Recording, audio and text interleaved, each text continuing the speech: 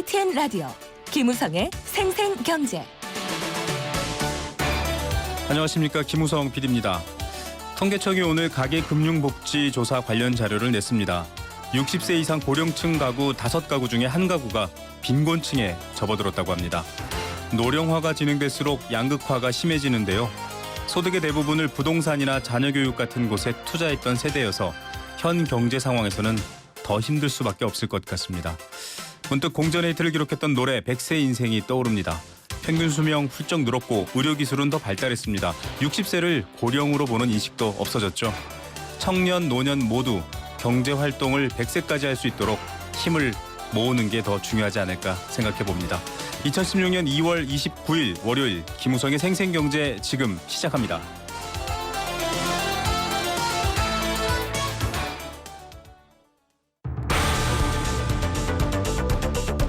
이 시각 주요 경제 뉴스 브리핑. 내일 아침 경제신문을 미리 만나볼 수 있는 생생경제 경제뉴스 브리핑입니다. 오프닝에서 말씀드린 고령층 빈곤화 문제 자세히 전해드리도록 하겠습니다. G20 재무장관 회의가 끝났습니다. 할 얘기는 못했다 이런 평과 한 목소리를 같이 냈다 이런 평이 공존하는데요. 자세한 이야기 잠시 후 전해드립니다. 라면값이 오른다고 하니 라면값 판매가 급등했습니다. 이젠 전쟁 소식의 라면 사재기가 아니라 가격 인상의 라면 사재기를 하는 독특한 현상이 생겨났습니다.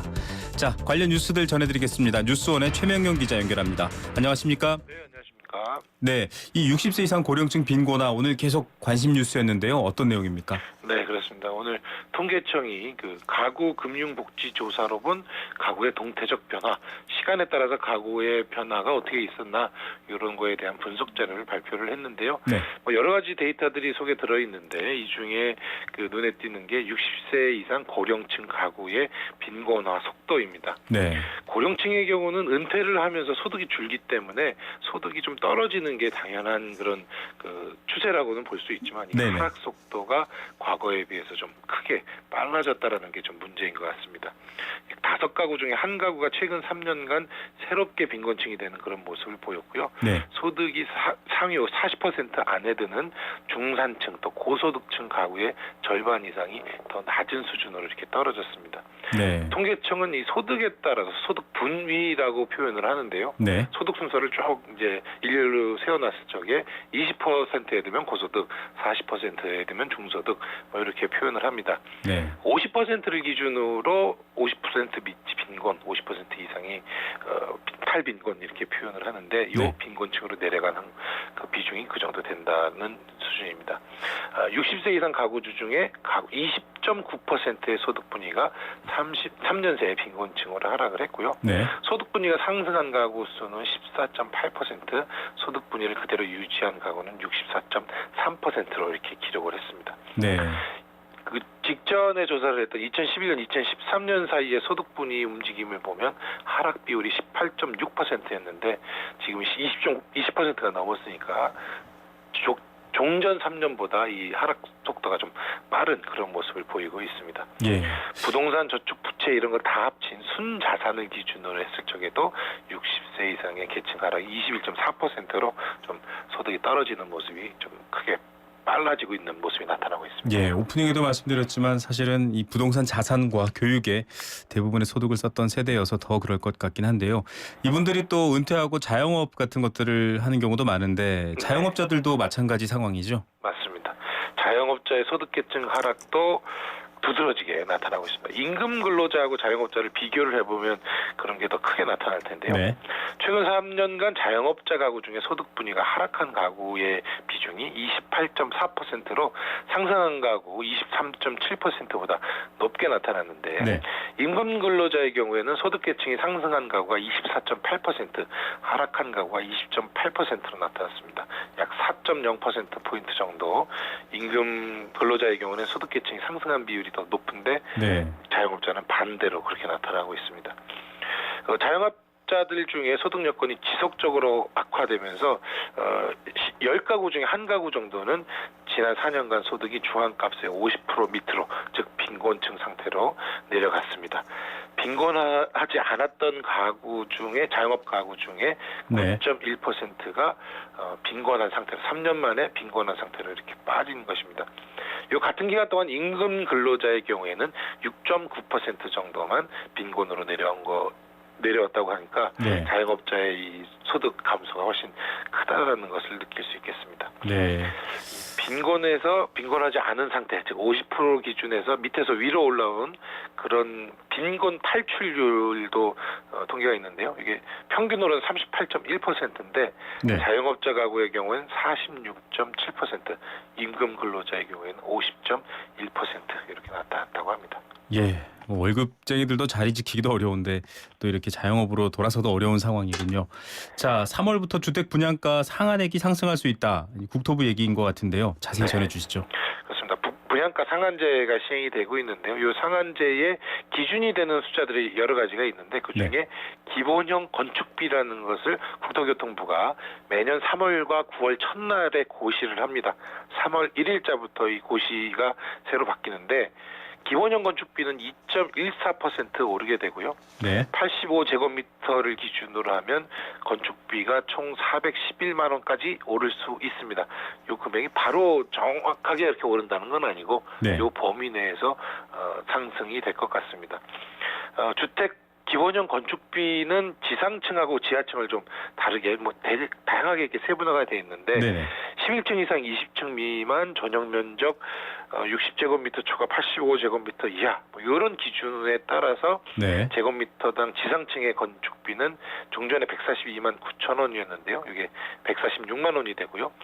지하층의 경우 85제곱미터 이하는 77만 8천 원에서 79만 5천 원으로 85제곱미터 초과는 81만 4천 원에서 83만 1천 원으로 인상이 됩니다. 네. 기준이 다양한데 그냥 예시로 나온 것을 하나 보면 전용 면적 85제곱미터는 3.3m당 562만 2천 원에서 574만 3천 원으로 12만 1천 원이 오르고 85제곱미터를 기준으로 하면 411만 원이 됩니다. 네. 이걸 기준으로 분양가 상한액이라는 거는 이제 기본형 건축비에 건축비, 가산비, 택지비 가산비 이런 것들이 다 더해져서 분양가가 만들어지는 건데 다른 조건이 다 똑같다고 그러면 요 기본형 건축비 인상액만큼 분양가 상한액이 오를 수가 있다 이런 얘기입니다. 네. 근데 사실은 이제 건축비가 차지하는 비율이 다 다르기 때문에 실제로 분양가에 반영되는 것은 다소 차이가 나긴 하지만 어쨌건 분양가는 다음 달부터 오를 수 있다. 네. 라고 합니다. 자, 85제곱미터 기준으로 보면 평당 12만 원이 오른다. 이제 이렇게 이해를 하시면 될 것 같고요. 네, 그렇습니다. 자, G20 회원국들 특히 재무당 장관들이 모였는데 네. 여기서 뭔가 이제 통화나 환율에 대한 얘기가 나오지 않을까라고 했는데 그런 얘기는 안 나왔다는 얘기도 있고요. 네. 예, 결과가 나왔죠.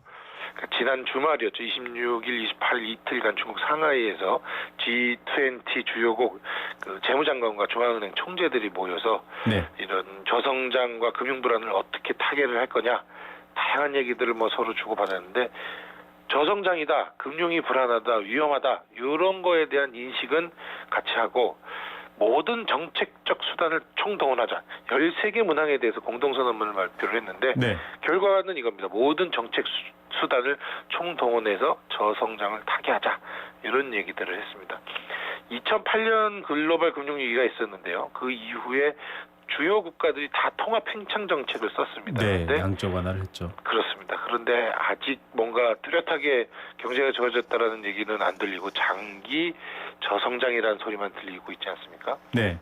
통화 정책 말고 재정 정책, 구조 개혁, 다양한 수요 회복을 위한 다양한 정책들을 한꺼번에 다 쓰자.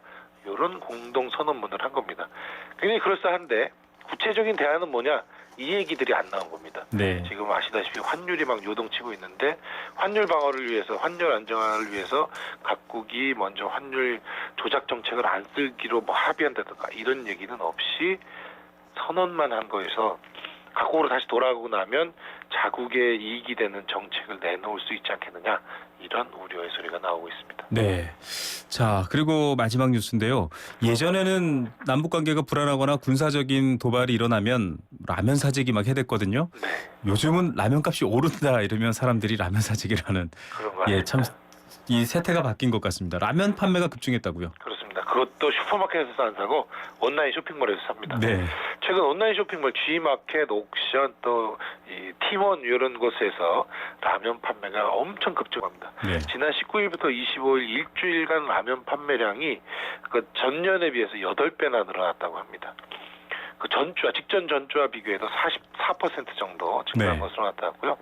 봉지라면이 8배, 컵라면은 7.8배 정도 증가를 했고, 뭐 해외에서 일본, 인도네시아, 베트남 이런 곳에서 수입된 라면 판매도 5.6배 정도나 늘어났습니다. 네. 여기 G마켓의 성적이고요. 옥션은 2.2배, 팀원은 3배 정도 증가한 것으로 나타납니다. 최근 몇 년간 라면값이 동결돼 있어서 조만간 라면이 오를 수 있다 이런 소문이 펴지면서 나타난 현상이라고 하고요. 16개 이상 대량 묶음으로 엄청 많이 팔리고 있고 특히 그 최근에 인기를 끌고 있는 짬뽕 맛, 짜장 맛 이런 라면들이 판매에 아주 큰 그 공헌을 세우고 있다고 합니다. 예, 알겠습니다. 오늘은 여기까지 듣겠습니다. 감사합니다. 고맙습니다. 네, 뉴스원의 최명용 기자였습니다. 가장 빠른 증시 분석. 오늘의 증시 분석. 네, 3시에 마감한 따끈따끈한 증시 상황 알아보겠습니다. SK증권 명동 PIB센터 김춘석 부장 연결합니다. 안녕하십니까? 네, 안녕하십니까. 자, 오늘도 보합권 이런 뉴스들이 주로 등장하던데 코스피 시장 마감 어떻게 됐나요? 아무래도 내일 쉬는 영향을 좀 받은 것 같습니다. 네. 뭐 거래 시장은 외국인들이 3일 연속 매수세가 들어왔는데요. 1719% 매수를 했음에도 불구하고 3.5포인트가 빠진 1916.66포인트로 마감을 했습니다. 마찬가지로 코스닥 같은 경우도 오랜만에 외국인과 개인, 기관 다 소폭이지만 순매수하는 모습을 보였는데 2.3포인트 올라서 651.62포인트로 끝났습니다. 네.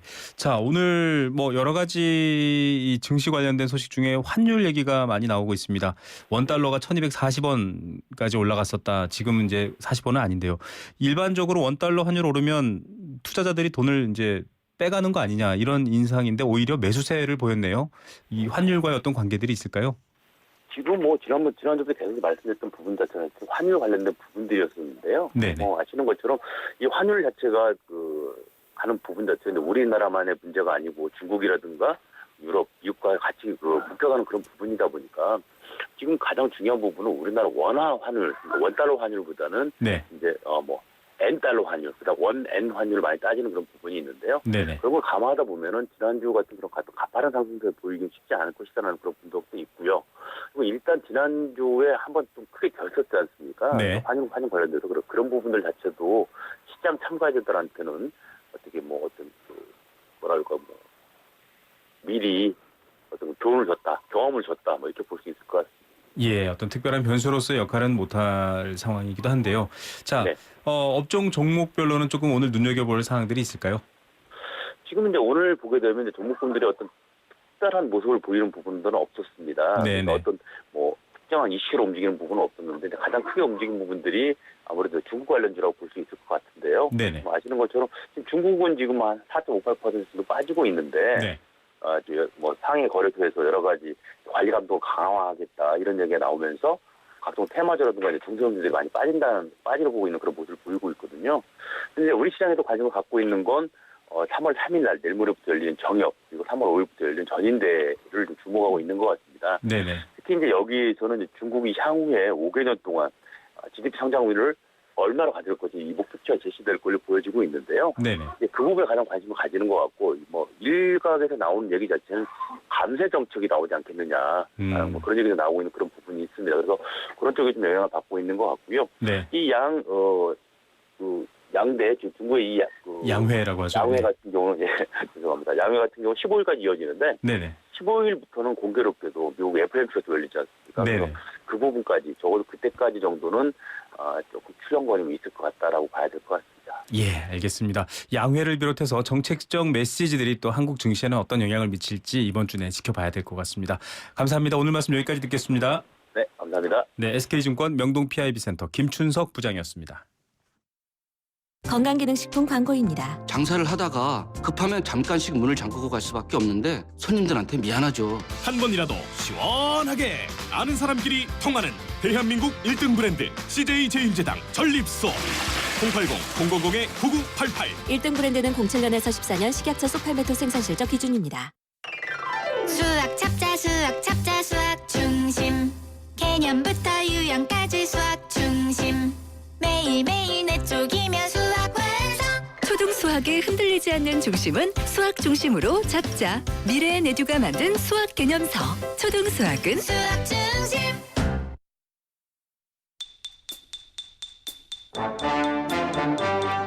경제 탐구 생활. 생생경제 1부 포스코와 함께했습니다. 1부 마치면서 퀴즈 풀고 선물도 받고 상식도 풍부해주는 경제 탐구생활입니다. 오늘은 선물이 더 많습니다. 정답 맞춰주신 분들 우선 알칼리수로 건강해지는 내 몸 A수 늘 드리고 있죠. 생수 한 박스 선물로 보내드리고요. 2016년 매주 목요일 응답하는 여행 스케치의 가로수길 콘서트 나무야 공연 티켓 한 분, 일주일에 한 분 선정합니다. 이것도 있고요. YTN 라디오 스튜디오를 배경으로 촬영된 영화입니다. 영화 순정 관람권 오늘 두 쌍, 총 4장, 넉 장입니다. 두 쌍도 선발될 예정이니까요. 여러분들 정답 많이 보내주시고 정 모르면 오답도 보내주십시오. 정답은 단문 50원, 장문 100원의 정보 이용료가 부과되는 샵 0945, 우물정 0945번 문자 그리고 스마트폰 앱 예스로 참여하실 수 있습니다. 퀴즈입니다. 오늘부터 2007년에 한시적으로 시행됐던 비과세 이것 가입이 다시 시작됐습니다.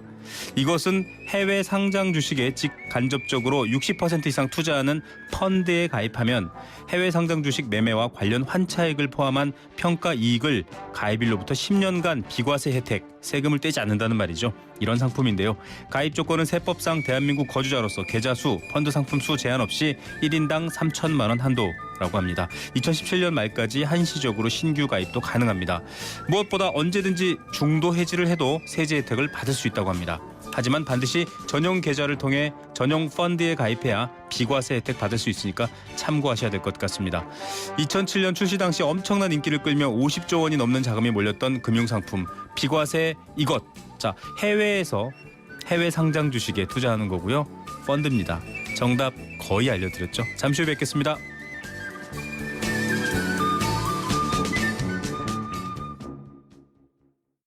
YTN 라디오 캠페인. 물 없는 한라산, 물 없는 제주 바다를 상상할 수 있나요? 제주의 아름다운 자연과 풍경은 깨끗하고 건강한 물이 있기에 가능합니다. 제주를 아름답게 만들어주는 건강한 물은 우리의 몸과 마음도 아름답게 만들어줍니다. 건강한 몸과 마음을 지키는 일. 아름다운 물을 사랑하고 지키는 일에서부터 시작됩니다. YTN 라디오 아름다운 물 캠페인은 광동제약과 제주특별자치도 개발공사와 함께합니다.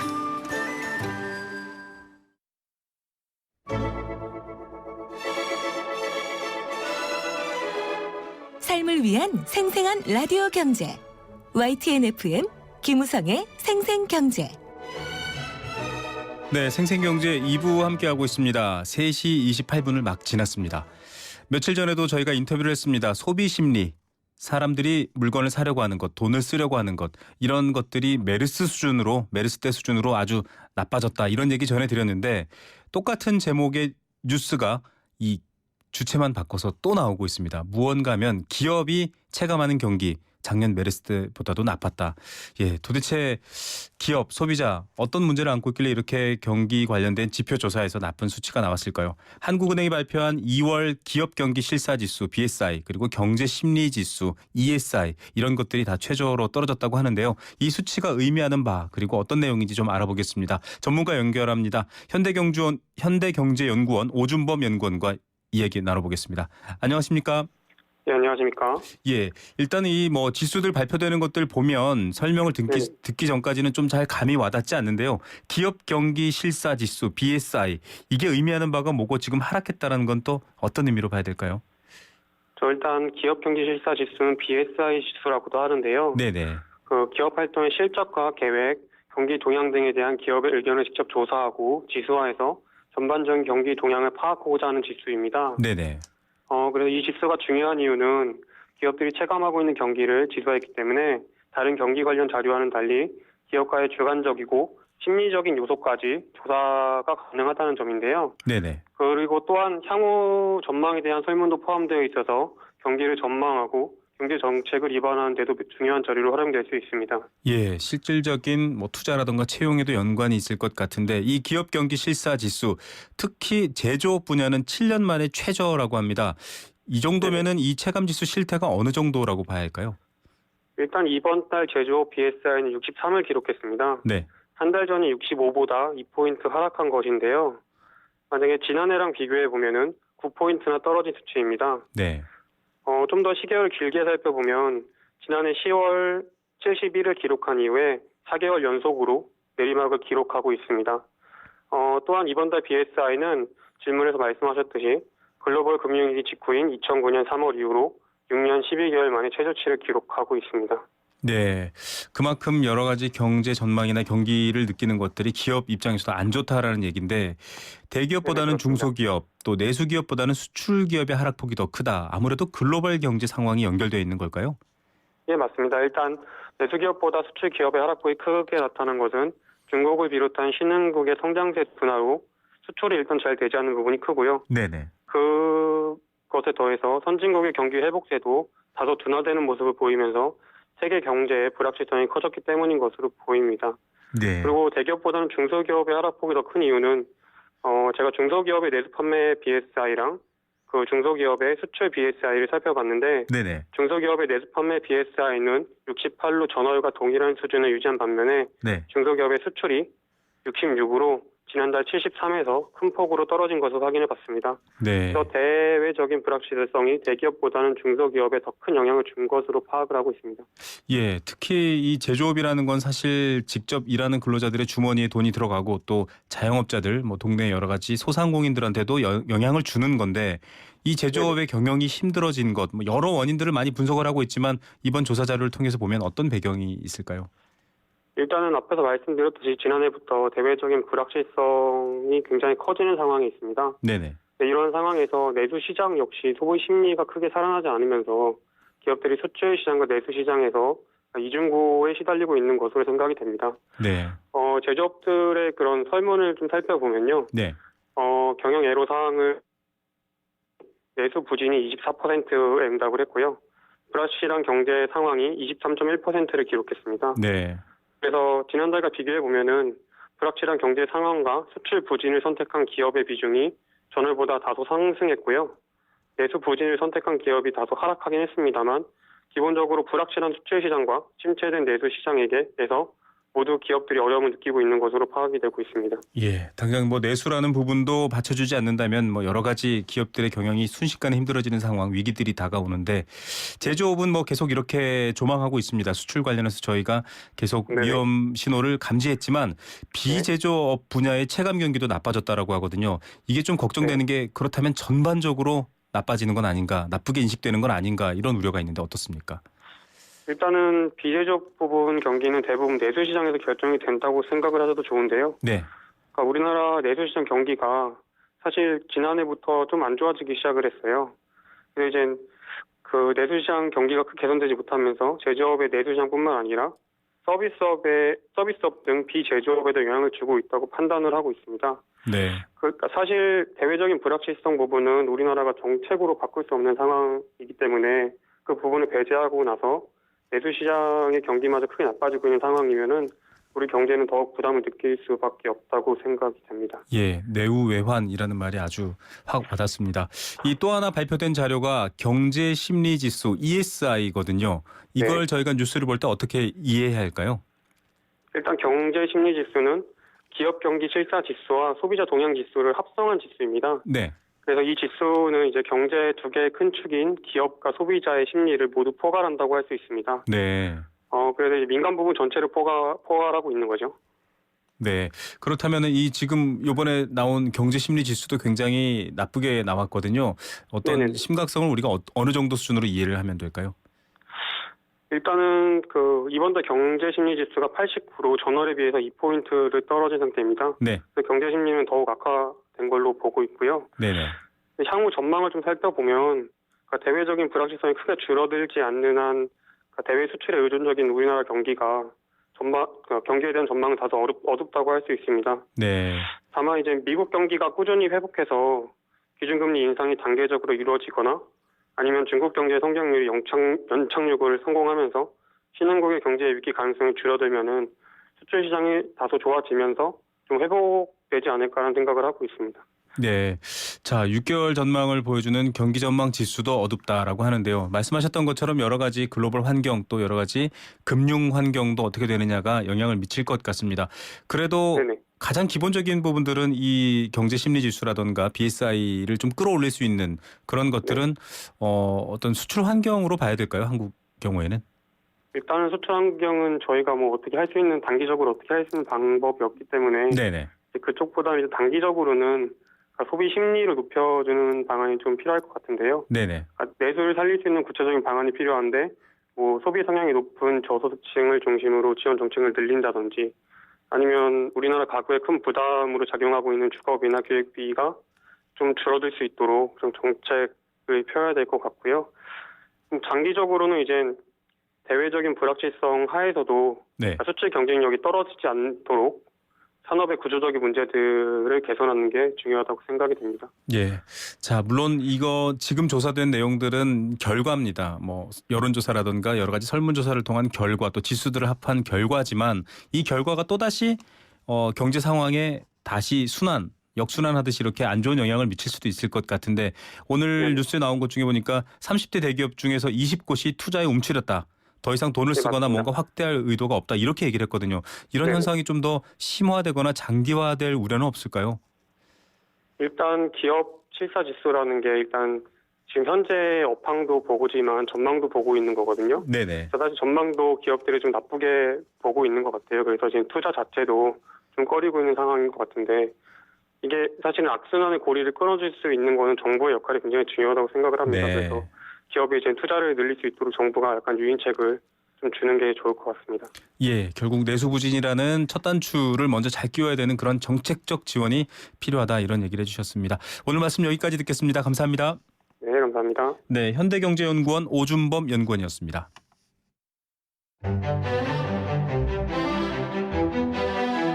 경제를 읽고 듣고 나누는 시간. YTN 라디오 김우성의 생생경제.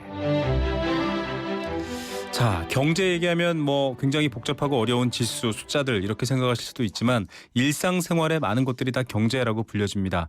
특히 모바일, 여러분들 손에 쥐고 있는 핸드폰, 이 스마트폰을 빼놓고는 요즘 이야기가 안 됩니다. 쇼핑, 배달, 뭐 각종 정부 서비스까지 모바일이 대세가 되고 있습니다. 모바일을 통해 사용한다라는 거죠.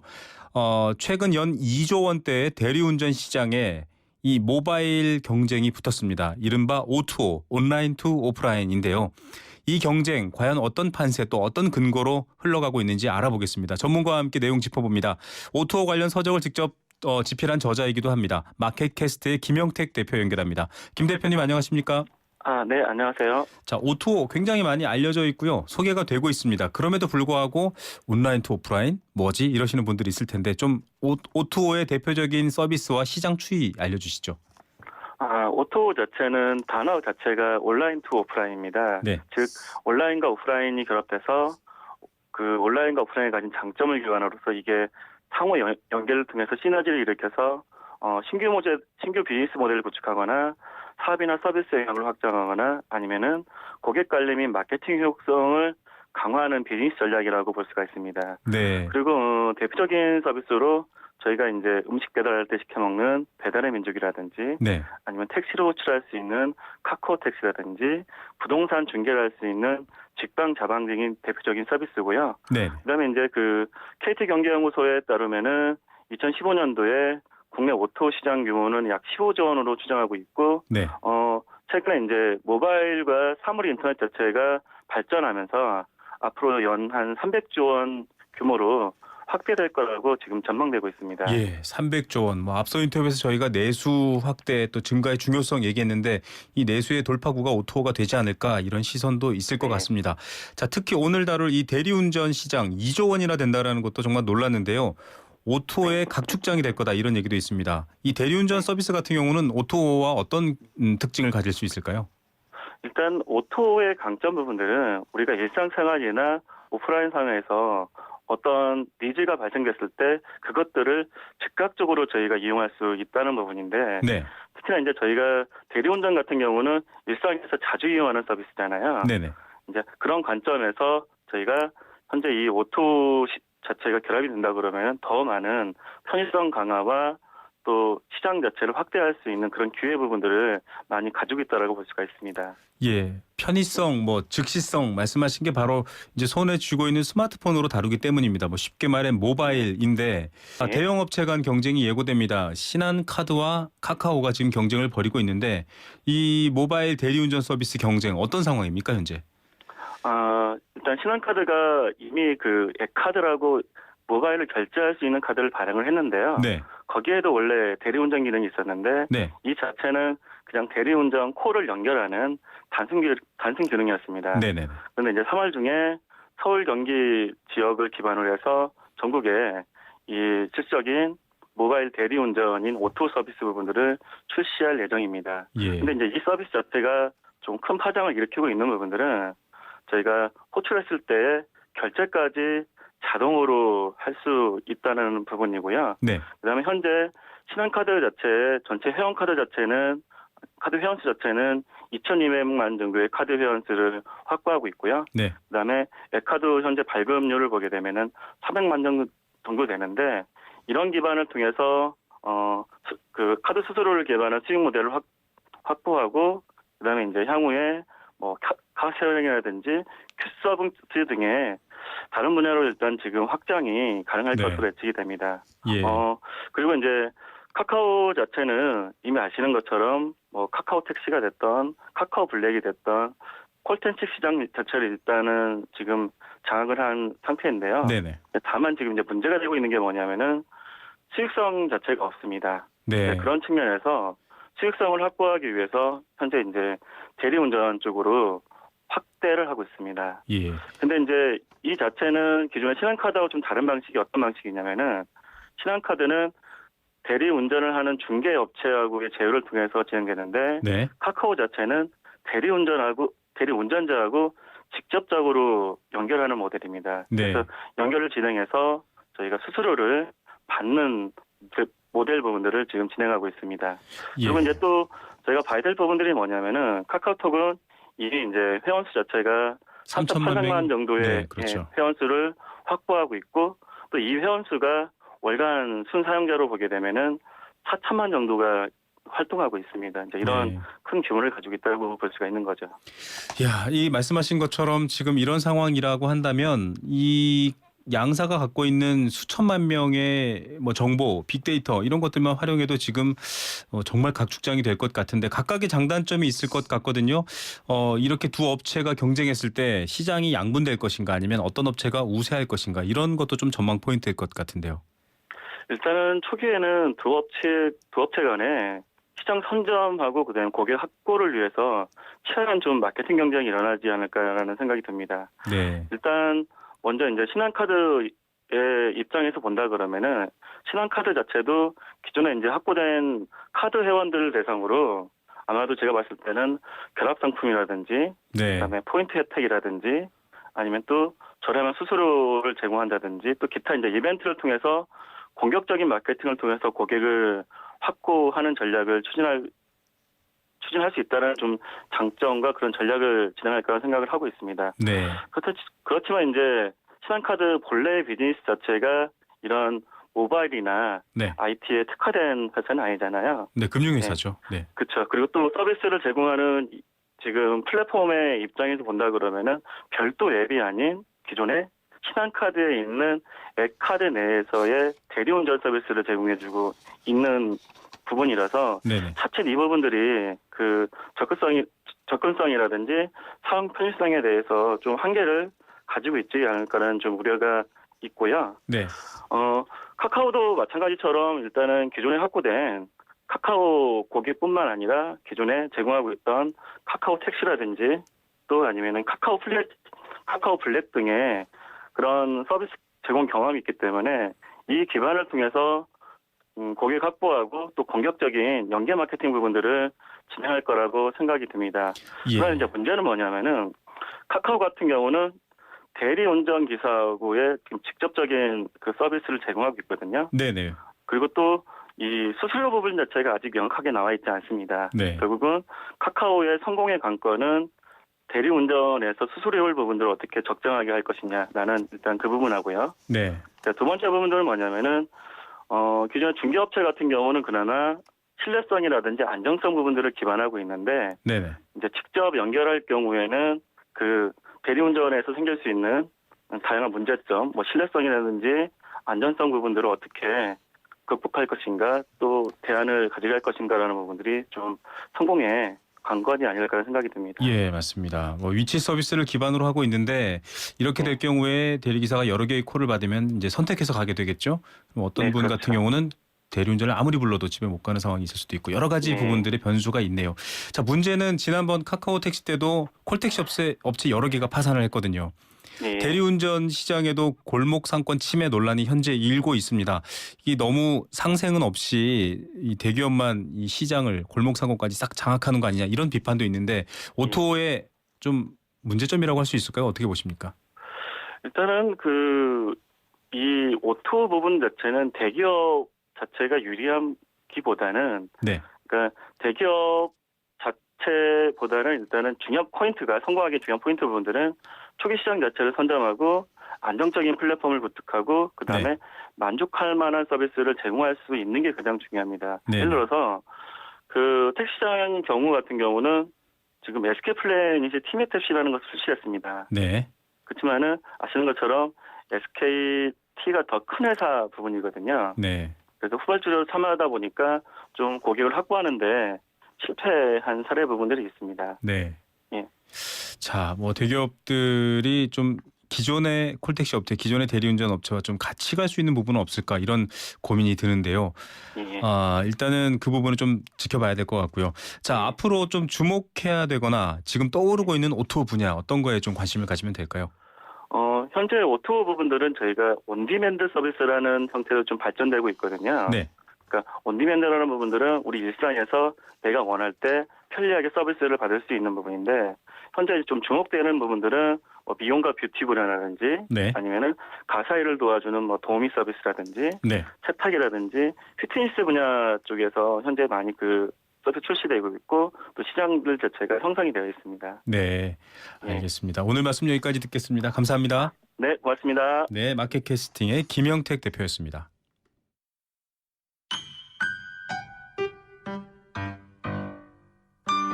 행복한 살림살이 생생 장바구니. 자, 가장 맛있고 싼 제철 식품은 무엇일까요? 한 주간 장바구니 동향도 알아보고요. 또 건강에 좋은 것, 가끔씩 머릿속에 떠오르는 아주 살만한 그런 물품들도 소개받는 시간입니다. 생생 장바구니 한국농수산식품유통공사 김시아 대리 연결합니다. 안녕하십니까? 네, 안녕하세요. 김시아입니다. 예, 예전에는 춘 3월 이런 말을 했었거든요. 3월은 네. 봄이어서 그런 말을 했는데 지금 바깥을 보면 춘 3월이 아니라 설 3월입니다. 눈이 그렇죠. 많이 왔더라고요. 거긴 날씨가 어떻습니까? 여기도 아직까지도 눈이 많이 오고 있어요. 한방눈처럼요. 네, 거기가 지금 농수산식품유통공사가 전라남도 나주에 있죠. 예, 맞습니다. 네. 이렇게 날씨가 좀 안 좋고 막 변덕스럽게 눈이 오고 있긴 하지만 네. 또 먹고 살아야 되지 않겠습니까? 그렇죠. 네, 장보기를 위한 좋은 동향 정보들 알려주시죠. 네, 이번 주는요. 감자와 감귤의 가격이 좀 올랐습니다. 네. 이제 감자가 묵은 감자에서 하우스 재배분 핵감자로 교체가 되면서 상품성이 좋아졌거든요. 네. 그래서 가격이 좀 오름세고요. 감귤 역시 제주지방 노지 재배분 출하가 마무리되고 또 하우스 감귤로 바뀌면서 가격이 약간 오르는 모습을 보였습니다. 네. 또 이번 주에는 각 학교 개학이 몰려 있잖아요. 네. 그래서 급식업체의 납품 수요가 증가하는 주간인데요. 특히 방울토마토가 수요 증가로 가격이 좀 오름세이고요. 네. 또 깐마늘의 경우에는 저장 물량은 많지 않지만 이 장기 보관에 따른 감모율이 증가해서 공급 물량이 줄어서 가격은 약간 오름세가 되겠습니다. 예. 이제 개학을 앞두고 분주하게 또 여러 가지 농수산물들이 쓰임새가 생겨났습니다. 반대로 좀 가격이 내려가고 있는 물품들도 있나요?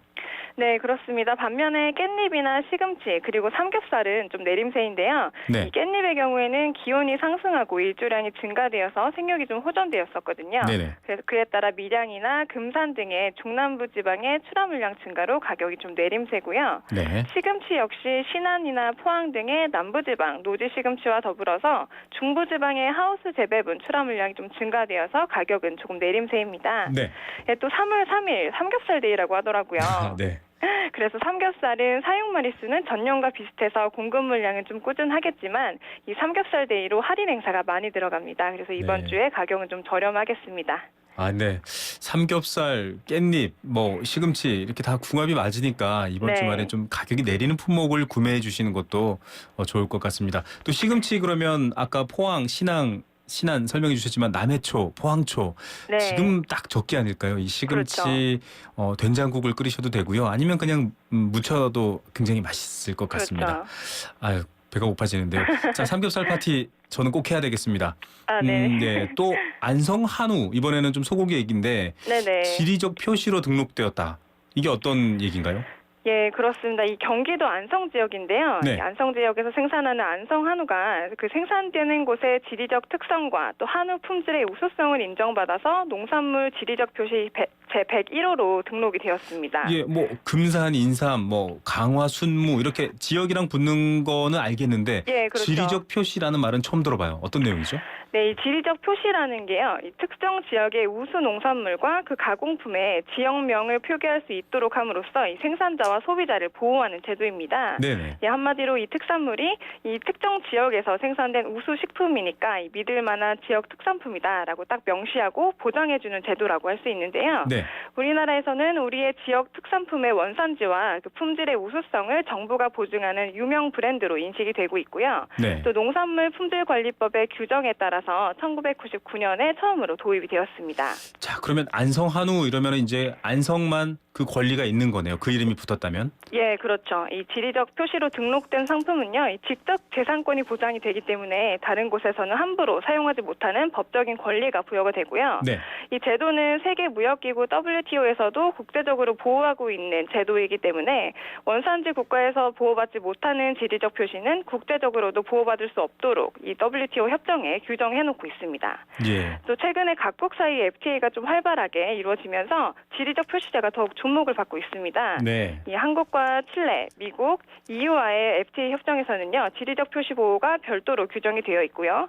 또 특히 EU와의 FTA에서는 한국은 64개, EU는 162개의 지리적 표시 상품을 서로 보호해주기로 약정까지 맺고 있습니다. 자, 국제적으로까지 이렇게 지리적 표시가 붙어있는 상품에 대한 보호 또 인증이 있는데 안성 한우도 역시 이번에 이렇게 선정된 건 그 가치를 인정받은 거죠? 네, 그렇습니다. 그렇게 볼 수 있고요.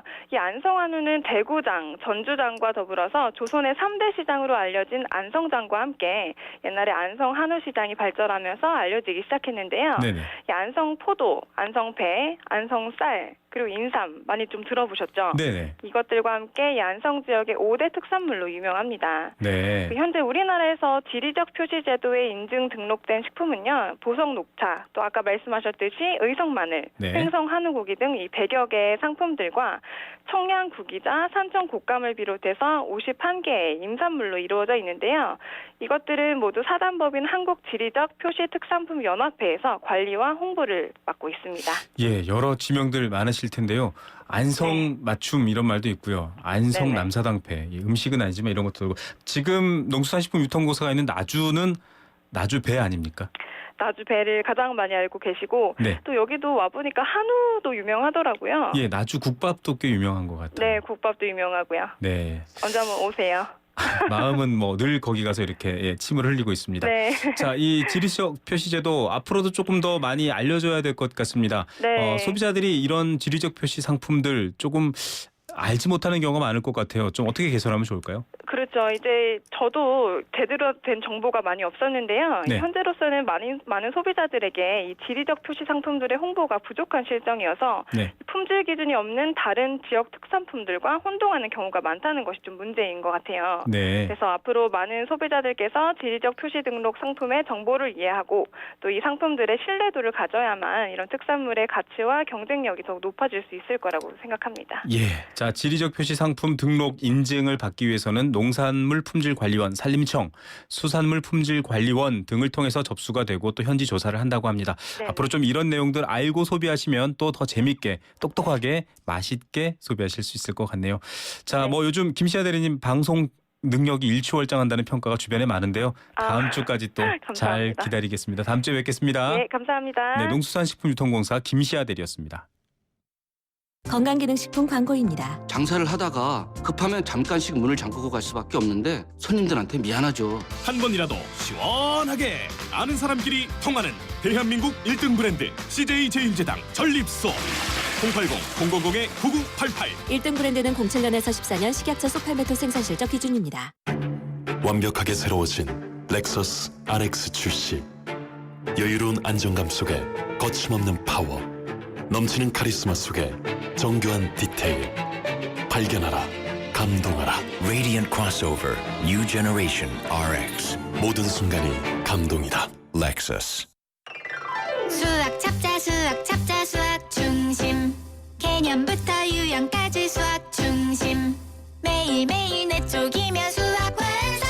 초등 수학에 흔들리지 않는 중심은 수학 중심으로 잡자. 미래의 내두가 만든 수학 개념서. 초등 수학은 수학 중심.